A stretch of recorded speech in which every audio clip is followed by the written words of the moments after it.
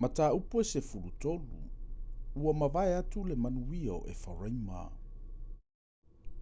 Na tautala Efaraima o na tupu ai leo le tetemu, sama malu o ia i Israelu. A ua o ina ngasala o ia ia paala, o na oti ai lea. A o nei o na po wa lantou sanga ngasala pea.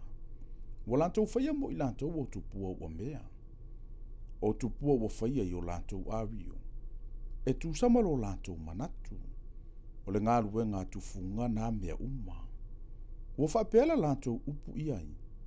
Ia whea songi matama i povita ngata o e whaitaulanga. O le mea le avea i lantou e pei o le puao i le taiao. E pei o le saufo i le vaveao o na mawai atu. E pei o le aputi ua le lea i le matangi i le mea sasa i saito.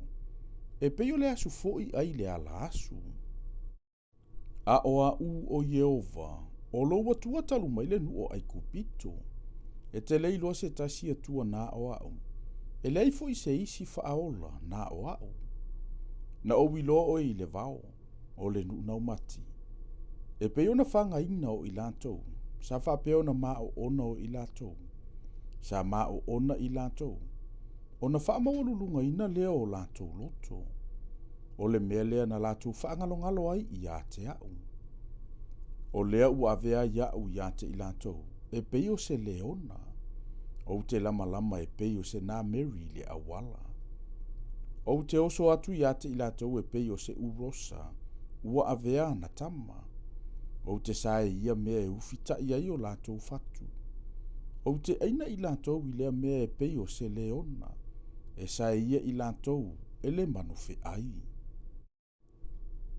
Israelu e, ua malaia oe i ante oe, a ua i ante a ulo fesoasoani. O i fea o iai nei lo tupu, le na te whaola ina oe i o outoua ai uma. O i fea o whaamasino fo ina e whai mai ai. Au mai i ante a use tupu atoa mania lii. Na o wavatu i ante oe le tupu i lo uti ngā. Na o ave ese ina fo i o ia i lo uita. Ua fusi whaatasi le leanga o Efaraima. Ua te uala na ngasala.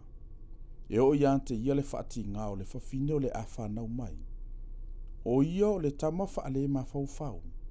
A wai le tatau o na tuwai mai o ia nei le mea o i foai tama. O te la vea i ate i lato wai le malosi o le tuunga mau.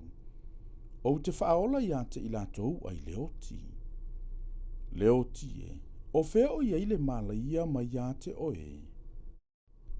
Le tuunga mau e, o fea o ia i se mea e whano ai mai ate oe. E lilo i ate a ule salamo.